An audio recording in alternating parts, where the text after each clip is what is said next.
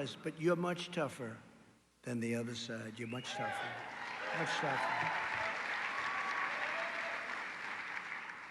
You conduct yourselves with honor, integrity, and dignity because you know the truth, the facts, and the history all on your side. We're joined today by Reagan Escorda, a student at Northwestern State University of Louisiana. Reagan became a target of liberal cancel culture when she dared to stand up for her Christian values instead of bowing to political correctness. Reagan, please come up and say a few words, please.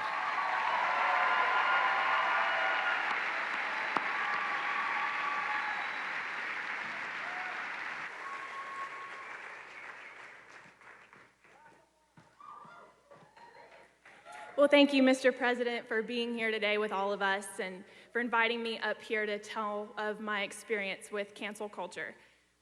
My name is Reagan Escorda. I graduated from Northwestern State University of Louisiana in 2019, and I started my first job at a small private insurance company in Louisiana. A few weeks ago, amidst all this chaos that we're seeing with the Black Lives Matter movement, I made a video on my Instagram. And I talked about how disappointed I am in the church's reaction to the Black Lives Matter movement. I've seen pastors call for white congregants to kneel and to apologize for the skin that God gave them. And I addressed these evangelical pastors and leaders and reminded them that racism is a problem in the heart. It is a sin problem that cannot be resolved by any law, protest, or march.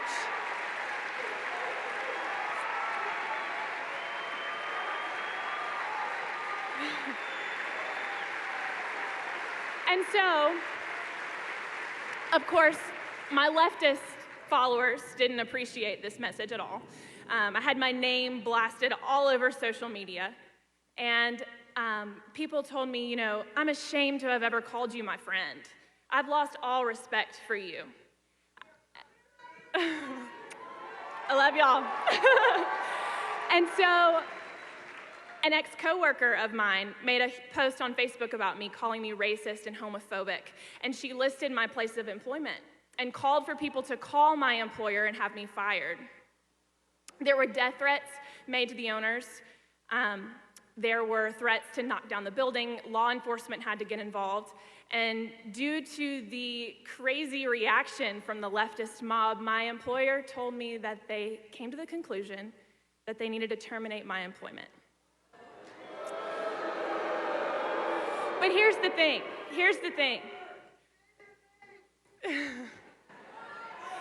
Losing my job is a small price to pay when God's name is being glorified. And He will always make His name known.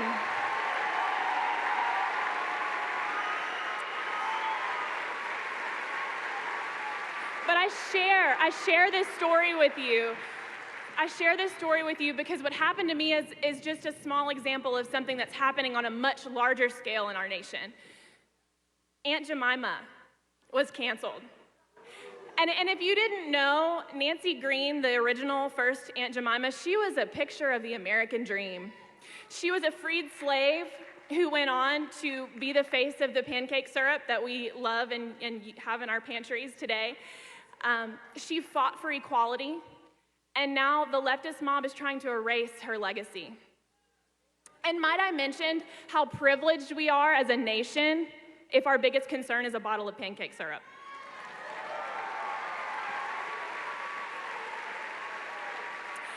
And more recently, we're seeing a call for statues of Jesus Christ to be torn down. Now, I'm a little confused here because last week Jesus was a social justice warrior and this week he's the face of white supremacy. And Jimmy Kimmel has been calling our president racist for years, and it turns out he's the racist.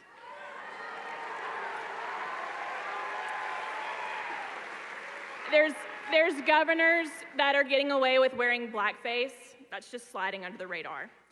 So I want to encourage you all to stand firm in your beliefs.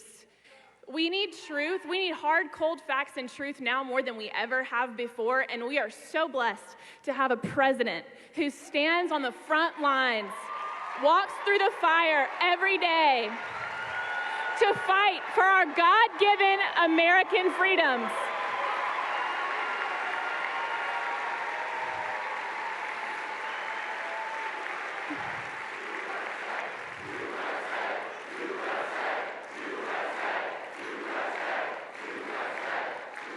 Do not apologize to the mob. And thank you, President Trump, for never apologizing to the mob, for always standing firm, for being here for the American people, and for fighting for our best interests, because you are the change that we need to see in America. Thank you.